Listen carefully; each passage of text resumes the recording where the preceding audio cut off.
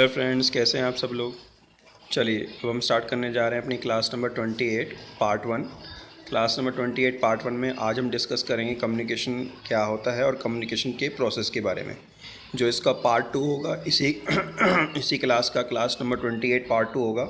उसमें भी हम कम्युनिकेशन के बारे में पढ़ेंगे, लेकिन वहाँ पर कम्युनिकेशन बैरियर के बारे में पढ़ेंगे कि कम्युनिकेशन करते समय कौन कौन से बैरियर्स होते हैं जो कम्युनिकेशन प्रोसेस को पूरा नहीं होने देते हैं। तो चलिए, ये आपका जो क्लास है क्लास नंबर 28, वो चैप्टर नंबर 7 डायरेक्टिंग से रिलेटेड है। डायरेक्टिंग के कंटिन्यूशन में चल रही है। तो जैसा कि मैं पहले भी बता चुका हूँ कि डायरेक्टिंग चैप्टर में क्या होता है कि जो डायरेक्टिंग चैप्टर आपका चल रहा है उसमें बेसिकली डायरेक्टिंग के एलिमेंट्स यूज़ होते हैं। डायरेक्टिंग में आने वाले एलिमेंट्स जो हैं वो हैं सुपरविज़न, मोटिवेशन, लीडरशिप और कम्युनिकेशन। तो जो आपका मोटिवेशन है वो हमने चैप्टर नंबर 7 क्लास नंबर 26 में हमने पढ़ लिया था, और क्लास नंबर 27 में हमने लीडरशिप को पढ़ लिया था। तो आज हमारा जो टॉपिक है वो है टॉपिक नंबर 4। जैसे डायरेक्टिंग का जो चौथा एलिमेंट होता है कम्युनिकेशन, वो आज हम क्लास नंबर 28 में पढ़ रहे हैं। ठीक है।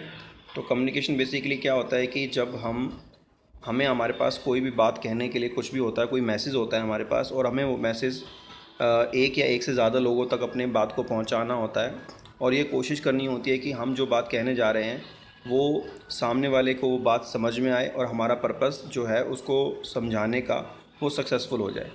ठीक है। तो उसे हम बोलते हैं एक कंप्लीट कम्युनिकेशन। आपके पास कोई बात है, कोई मैसेज है, और वो आप सामने वाले को देना चाहते हैं या मल्टीपल पीपल को देना चाहते हैं, एक या एक से ज़्यादा लोगों को देना चाहते हैं, और बात मैसेज देते समय आप ये चाहते हैं कि जो बात मैं उनको बोलूँ वो उस बात उनको समझ में आनी भी चाहिए। तो वो होता है आपका कम्युनिकेशन। और इसमें एक कॉमन अंडरस्टैंडिंग का टर्म लिया जाता है कम्युनिकेशन में। कॉमन अंडरस्टैंडिंग का मतलब होता है कि जो बात आप कहने जा रहे हैं वो आपको भी पता होनी चाहिए कि क्या कहनी है, और सामने वाले की भी बात वो समझ में आनी चाहिए। आपने ये कोशिश करनी है, जो बात आप कहने जा रहे हैं अगर वो बात आपको नहीं पता कि वो बात क्या है, उसका मीनिंग क्या है, और सामने वाले को भी वो बात समझ में नहीं आई, तो ना तो इनिशियल ना एंड, कोई भी उसका कम्युनिकेशन पार्ट जो है वो कंप्लीट नहीं हो पाएगा। तो चलिए, कम्युनिकेशन को बेटर बनाने के लिए हमें क्या करना होता है, कम्युनिकेशन प्रोसेस का यूज़ करना होता है। कम्युनिकेशन प्रोसेस जो होता है वो एक कम्युनिकेशन को बेटर बनाने का सबसे पहला स्टेप होता है। हालांकि कम्युनिकेशन जब हम करेंगे, जब एक दूसरे से हम बातचीत करते हैं, कम्युनिकेशन करते हैं, तो उसको और कैसे बेटर बना सकते हैं, उसके और भी कई तरीके हैं। लेकिन सबसे पहले कम्युनिकेशन का जो स्टार्टिंग पॉइंट है, जहाँ से उसका बेटर होना शुरू हो जाता है, वो है कम्युनिकेशन प्रोसेस। तो सबसे पहले कम्युनिकेशन का मीनिंग समझ लेते हैं। कम्युनिकेशन का मीनिंग क्या है? It is the process. Communication basically क्या एक प्रोसेस है। इसमें कुछ स्टेप्स आते हैं, जिन स्टेप्स को आप फॉलो करके कम्युनिकेशन को कंप्लीट करते हैं। It is the process of exchange information. Communication में हम क्या करते हैं, दो व्यक्ति या दो से ज़्यादा व्यक्ति आपस में एक दूसरे के साथ कम्युनिकेशन को एक्सचेंज करते हैं। हो सकता है एक व्यक्ति दो लोगों को बातें बता रहा हो, दो से ज़्यादा लोगों को बता रहा हो। तो it is the process of exchange information between two और more person to reach common understanding. To reach common understanding का मतलब यह है कि जो बात कहने जा रहा है व्यक्ति, जो मैसेज देने वाला है और जो मैसेज लेने वाला है, दोनों का पर्पस सक्सेसफुल होना चाहिए। जो बात आप कहने जा रहे हो, आपकी बात सही होनी चाहिए सामने वाले के पॉइंट ऑफ व्यू से, और सामने वाले को वो बात समझ में भी आनी चाहिए। ऐसा ना हो कि आप कुछ कह रहे हैं, वो आपको भी नहीं पता, तो सामने वाले को भी नहीं समझ में आया, तो वो कम्युनिकेशन कहलाएगा नहीं। दोनों पार्ट पे, आपके पार्ट पे भी और उसके पार्ट पे भी, वो कॉमन अंडरस्टैंडिंग का पहुंचना बहुत ज़रूरी है। तो चलिए, इसी लाइन में हम पढ़ते हैं कम्युनिकेशन प्रोसेस के बारे में। मैंने यहाँ पर जो कम्युनिकेशन का डायग्राम बनाया हुआ है, इस डायग्राम को मैं अभी आपको एक इमेज के ज़रिए और क्लियर दिखा दूंगा। यहाँ पर कुछ एग्जांपल के साथ मैंने इस डायग्राम को सेट किया हुआ है। तो सबसे पहले इसमें देखिए, मैंने अलग अलग जगह पे पॉइंट्स डाले हुए हैं। पॉइंट नंबर 1 2 3 4 5 6 7 8, टोटल ये 8 पॉइंट्स हैं। इनमें से कुछ पॉइंट्स ऐसे हैं जो कम्युनिकेशन प्रोसेस में सर्कमस्टांसिस के अकॉर्डिंग जनरेट होते हैं। ऐसा नहीं है कि ये सारे पॉइंट्स जो मैंने लिखे हैं ये आएंगे ही आएंगे। इसमें से एक या दो पॉइंट्स ऐसे होंगे जो आप सिचुएशन के हिसाब से इग्नोर भी कर सकते हैं। ठीक है, वो मैं आपको बता दूंगा कि कौन कौन से पॉइंट्स, और कुछ पॉइंट्स ऐसे जो कंपलसरी, जो कम्युनिकेशन प्रोसेस में यूज़ होते ही होते हैं। तो चलिए स्टार्ट करते हैं, कम्युनिकेशन प्रोसेस कैसे स्टार्ट होती है। सबसे पहले जिसको मैसेज देना है, एक व्यक्ति जिसके पास मैसेज है, एक पर्सन है जिसके पास मैसेज है, वो मैसेज किसी को देना चाहता है। तो सबसे पहले जिसके पास मैसेज होता है वो होता है सेंडर। तो मैंने जैसे यहाँ पर एग्जांपल लिया हुआ है राम का, कि राम कौन है, एक परचेज मैनेजर है, और उसके पास एक मैसेज है। तो सेंडर आ गया, सबसे पहले सेंडर जनरेट हुआ, जिसके पास मैसेज है वो हो गया सेंडर, जो मैसेज देने वाला है। ये हो गया पहला पॉइंट कम्युनिकेशन प्रोसेस का। दूसरा पॉइंट, मैसेज सेंडर जो होगा उसके पास एक मैसेज होगा, मैसेज को आपने ध्यान में रखना है, वो दूसरा पॉइंट है। तो जैसे राम एक परचेज मैनेजर है और उसके पास एक मैसेज है, कि purchase raw material ₹5 lakh till evening, शाम तक 5 लाख रुपए का माल ख़रीदना है। और ये मैसेज अपना देना चाहता है किसको? अपने सबॉर्डिनेट को, जिसका नाम है श्याम। अब श्याम कौन है? वो रिसीवर है, लेकिन रिसीवर तक ये मैसेज देने से पहले जो राम है उसको 2-3 स्टेप्स को फॉलो करना पड़ेगा, तब जाके वो मैसेज रिसीवर तक पहुंचेगा। पहला, अब राम के दिमाग में ये मैसेज आएगा सबसे पहले कि मुझे कौन से तरीके से मैसेज शाम तक पहुंचाना है। क्या मैं खुद उसके पास चल के जाऊँ, आमने सामने बिल्कुल फ़ेस टू फेस उसे बात बोलूँ, या मैं फ़ोन कॉल कर लूँ उसे, या फिर मैं इंटरनेट के ज़रिए उसे मेल कर दूँ, या चैटिंग के ज़रिए, या फिर मैं उसे वीडियो कॉलिंग के ज़रिए अपनी बात उस तक पहुँचा दूँ। तो सबसे पहले हम क्या करते हैं, जब हमारे पास मैसेज बन जाता है सेंडर के पास, तो उसके बाद अगला स्टेप ये होता है सेंडर का कि वो पहले रास्ता देख ले कि कौन से रास्ते से, कौन से तरीके से उसको मैसेज रिसीवर तक पहुंचाना है, जिसे हम बोलते हैं मीडिया। ठीक है, तो मीडिया में मैंने जैसे आपको एग्जांपल दे दिया, फ़ेस टू फेस हो सकता है, फ़ोन कॉल के ज़रिए हो सकता है, इंटरनेट के ज़रिए हो सकता है। इंटरनेट में हम ईमेल, चैटिंग, वीडियो कॉलिंग का एग्जांपल ले सकते हैं। अब जैसे मैंने यहाँ पर जो एग्जांपल लिया, उस एग्जांपल के अकॉर्डिंग मैंने डिसाइड कर लिया कि जो परचेज़ मैनेजर राम, उसने ईमेल के ज़रिए मैसेज देना है। अब ईमेल में जो उसने मैसेज देना है, वो मैसेज देना कैसे चाहता है? क्या वो इमेज के ज़रिए उसे बताना चाहता है? क्या वो वर्ड्स के ज़रिए उसे बताना चाहता है? क्या वो सिंबल के ज़रिए बताना चाहता है, या कोई डायग्राम के ज़रिए बताना चाहता है? तो उसे हम बोलते हैं इनकोडिंग। इनकोडिंग का मतलब होता है conversion of message into meaningful matter, into meaningful manner. आप मैसेज को सामने वाले को देने जा रहे हैं, तो उसको मैसेज आप कैसे देंगे? आप उसे टेक्स्ट मैसेज करेंगे, या कोई सिंबल देंगे, या कोई पिक्चर के ज़रिए उसे भेजेंगे? जैसे मान लो आपने डायग्राम बना के भेज दिया कि भाई आज हमें 5 लाख का माल ख़रीदना है, तो मेल तो चलो आपका एक मीडिया हो गया कि मेल के ज़रिए मैसेज आएगा, लेकिन वो जो मैसेज टाइप होगा, वो मैसेज लिखा कैसे जाएगा, कैसे वो प्रेजेंट होगा, तो उसको बोलते हैं इनकोडिंग। ठीक है, तो यहाँ से मैं आपको कुछ एग्जांपल दे देता हूँ। जैसे मैंने यहाँ पर इनकोडिंग के बारे में लिखा हुआ है कि इनकोडिंग में आपका सिंबल यूज़ हो सकता है, वर्ड्स यूज़ हो सकते हैं, गेस्चर यूज़ हो सकता है, पिक्चर हो सकता है। तो मैं आपको इन सब के एग्जांपल दे देता हूँ कि सिंबल, वर्ड्स, गेस्चर, पिक्चर के किस तरीके से इनकोडिंग यूज़ होता है। जैसे देखिए, ये कुछ आपके सिंबल के एग्जांपल हैं। जैसे यहाँ पर कुछ सिंबल दिए हुए हैं, जैसे यहाँ पर एक सिंबल दिया हुआ है रेड लाइट का। ठीक है, ये आपका कि भाई रेड लाइट हम यूज़ करते हैं जैसे हम हाईवेज़ वगैरह पे। ठीक है, और स्पीड लिमिट दिया हुआ है, कई जगहों पर स्पीड लिमिट लिखी रहती है। ठीक है, जैसे पेट्रोल पंप के साइन बने होते हैं कि आप 2 किलोमीटर के बाद आपको पेट्रोल पंप मिलेगा, पार्किंग के लिए आपको जगह मिलेगी।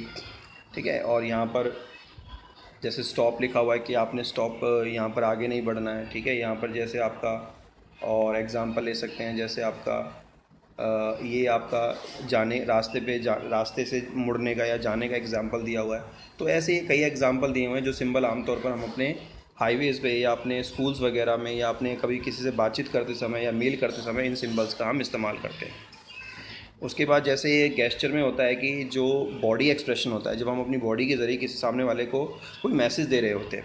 जैसे मान लीजिए कि जैसे ये लिखा हुआ है, ये निशान बना हुआ है दिस वे, हाथ का इशारा करके आप बता रहे हो बिना बोले कि यहाँ से जाइए। ठीक है, आई एम टायर्ड, आप उसे सामने वाले को झुक कर दिखाना चाह रहे हो कि मैं बहुत थक गया हूँ। गर्ल पावर, गॉड प्लीज़, भगवान के लिए, वाओ, ओह नो, यस, ये सारे calm down, this one, confused, ये सारे आपके बॉडी एक्सप्रेशन हैं जिसे हम बोलते हैं गेस्चर। ये होता है पिक्चर। जैसे ये आपका बेसिक टर्मिनोलॉजी यूज़ होती है इलेक्ट्रॉनिक कम्युनिकेशन में।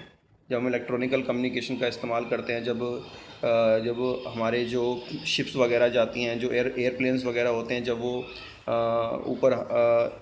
ऊपर आपके आसमान में जब एयरप्लेन चलते हैं, या फिर जो शिप्स आपके समुद्र में चलती हैं, सीज़ वगैरह में, तो वहाँ पर इलेक्ट्रॉनिकली कम्युनिकेशन किया जाता है, इलेक्ट्रॉनिकली बातचीत की जाती है, इलेक्ट्रॉनिक कम्युनिकेशन का इस्तेमाल किया जाता है। किसी को जब हमें कोई अपना डाटा एक्सप्लेन करना होता है, तो हम बार टेबल का यूज़ करते हैं। हम उसे एक अलग तरीके से उसे समझाते हैं कि किस तरीके से क्या सिचुएशन, क्या आपका रिज़ल्ट निकल के आया है, एक डायग्राम के ज़रिए, एक प्रेजेंटेशन के ज़रिए। तो ये एक बार टेबल है, तो इसको हम एक पिक्चर बोलते हैं। तो ये थे कुछ आपके इनकोडिंग के एग्जांपल। इनकोडिंग का मतलब होता है transfer of a message, converting of a message into meaningful manner, तो उसे हम इनकोडिंग बोलते हैं। जैसे मैंने यहाँ पर मीडिया लिया था ईमेल, और ईमेल में मैं चाहता हूँ कि मैं वर्ड्स का पिक्चर मैंने आपको नहीं दिखाया। वर्ड्स का मतलब होता है टेक्स्ट मैसेज, जब आप लिखकर शब्दों के ज़रिए सामने वाले को अपनी बात बोलते हो। तो मैंने यहाँ पर वर्ड्स का सहारा लिया है। वर्ड्स का मतलब आपने शब्दों में लिख कर दिया है उसको सारी बातें, जैसे यहाँ पर लिखी हुई है purchase of raw material ₹5 lakh till evening. तो यहाँ पर मैंने मेल का सहारा लिया, उसके बाद मैंने वर्ड्स के ज़रिए वहाँ मेल पर लिख के दिया कि मुझे 5 लाख रुपए शाम तक माल चाहिए। अब यहाँ पर देखिए एक पॉइंट है नीचे, डॉट डॉट करके नीचे पॉइंट आ रहा है, वो आ रहा है नॉइज़ का। तो नॉइज़ का मतलब ये होता है कि मान लीजिए इंटरनेट का आप यूज़ कर रहे हैं और मेल कर रहे हैं, बाई चांस इंटरनेट की स्पीड कम हो जाए या इंटरनेट डिस्कनेक्ट हो जाए तो क्या होगा, मैसेज नहीं जा पाएगा। तो इसका मतलब अगर बाई चांस जिस मीडिया का आप इस्तेमाल कर रहे हो और उस मीडिया की वजह से, उस मीडिया में प्रॉब्लम आने की वजह से आपका मैसेज नहीं जा पा रहा है, तो उसे बोलते हैं नॉइज़। नॉइज़ का मतलब होता है a barrier which creates a problem between transfer of a message to the receiver। Receiver के पास जो हम मैसेज भेज रहे हैं उसके बीच में जो प्रॉब्लम क्रिएट कर रहा है वो नॉइज़ होता है। तो मीडिया में जैसे मान लीजिए आप फेस टू फेस बात कर रहे हैं तो बीच में कोई शोर कर रहा है, फ़ोन कॉल कर रहे हैं तो नेटवर्क नहीं मिल रहा है, इंटरनेट यूज़ कर रहे हैं तो नेट नहीं चल रहा है। तो ये होती है मीडिया को यूज़ करते समय, इनकोडिंग करते समय जो नॉइज़ बीच में क्रिएट होती है, जो मैसेज को भेजने में प्रॉब्लम क्रिएट करती है। ठीक है। उसके बाद है आपका डिकोडिंग। डिकोडिंग का मतलब होता है process of converting encoding message to understanding. Decoding का मतलब होता है जब रिसीवर के पास मैसेज पहुंचता है, जैसे मान लीजिए कि मेल पहुंची रिसीवर के पास। अब मान लीजिए कि आपने सामने वाले को वर्ड्स के ज़रिए ना भेजकर आपने उसे कोई टेबल भेज दी, कोई डायग्राम भेज दिया या कोई पिक्चर भेज दिया आपने उसके पास। अब पहले वो क्या करेगा, उस पिक्चर को समझने की कोशिश करेगा। जैसे कई बार हम व्हाट्सअप वगैरह यूज़ करते हैं तो व्हाट्सअप पे हम कई बार इमोजीज़ भेजते हैं, तो कई बार इमोजीज़ हमें क्लियर होते हैं कि हमने क्या सामने वाले को भेजा, सामने वाला कन्फ्यूज़ होता है कि इसका क्या मतलब है जो उसने मुझे भेजा है। तो इसका मतलब जब रिसीवर के पास मैसेज आता है, अगर वो टेक्स्ट मैसेज आया तब तो वो पढ़ के समझ लेगा। अगर मान लीजिए जो सेंडर है उसने इनकोडिंग में सिंबल का इस्तेमाल किया है या गेस्चर का इस्तेमाल किया है और वो सिंबल और गेस्चर सेंडर को ही समझ में आ रहे हैं, रिसीवर को समझ में नहीं आ रहे, तो रिसीवर थोड़ा बहुत टाइम लेता है उसको समझने का ताकि वो बात उसको क्लियर हो कि सामने वाले ने मैसेज क्या भेजा। तो डिकोडिंग का मतलब होता है process of converting encoded message to understanding. जो सामने वाले ने इनकोड करके भेजा है मैसेज उसके पास, तो उसको समझने की कोशिश करता है। आमतौर पर टेक्स्ट मैसेज जल्दी समझ में आता है, लेकिन जो सिंबल्स, गेस्चर, पिक्चर्स होती है वो समझ में नहीं आती। तो डिकोडिंग का मतलब होता है जिस इनकोडिंग ने सेंडर ने मैसेज भेजा है उसको समझना। तो चलिए सामने वाले रिसीवर को समझ में आ गया।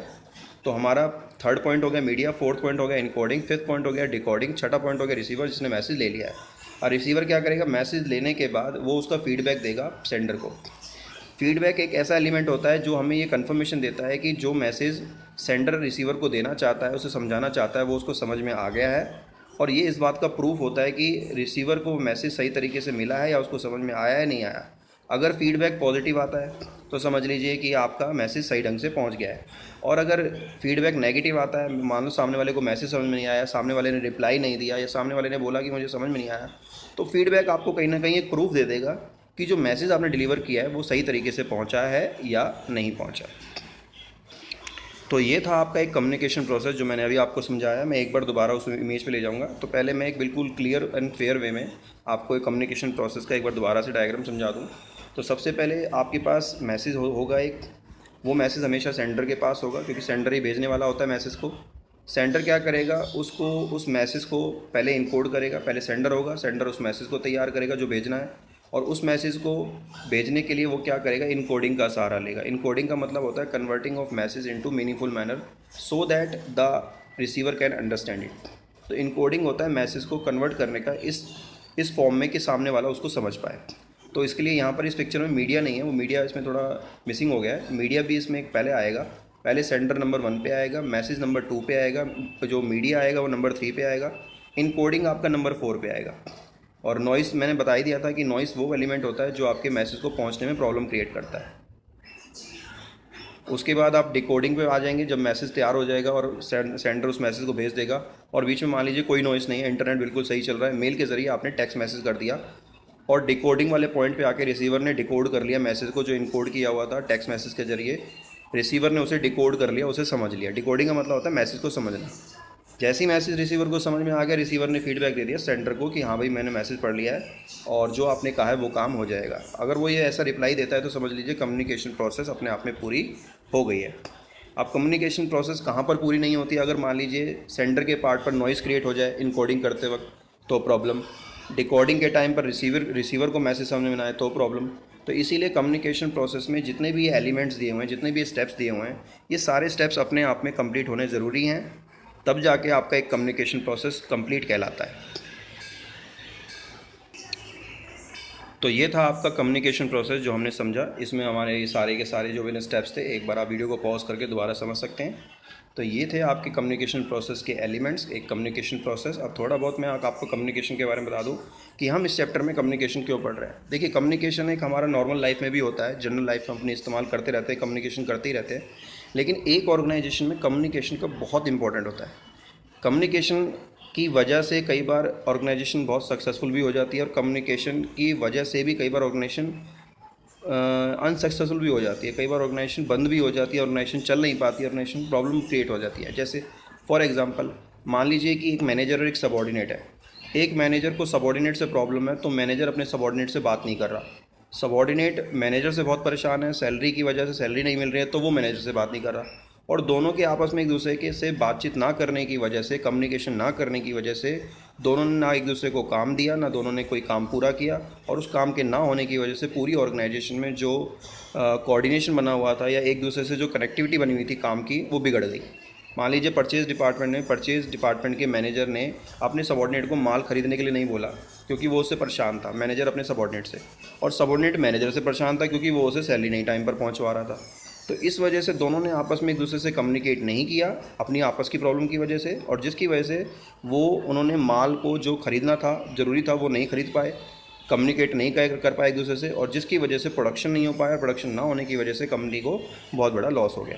तो देखिए, एक कम्युनिकेशन ना करने की वजह से, एक कम्युनिकेशन को तोड़ने की वजह से, कम्युनिकेशन यूज़ ना होने की वजह से ऑर्गेनाइजेशन को कितने बड़े बड़े लॉस हो जाते हैं। तो इसीलिए एक कम्युनिकेशन का एक ऑर्गेनाइजेशन, वैसे जनरल लाइफ में भी बहुत इंपॉर्टेंट रोल है, लेकिन ऑर्गेनाइजेशन में इसका बहुत इंपॉर्टेंट रोल माना जाता है, क्योंकि बातचीत ना करने की वजह से कई बार बहुत बड़े लेवल पर लाखों या करोड़ों रुपए का नुकसान भी कंपनी को उठाना पड़ता है। सो दैट कम्युनिकेशन बहुत इंपॉर्टेंट रोल प्ले करता है आपके एज अ डायरेक्टिंग एलिमेंट और एज अ ऑर्गेनाइजेशन के पार्ट पर। Thank you.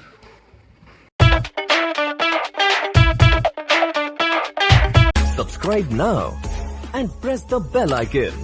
Never miss an update.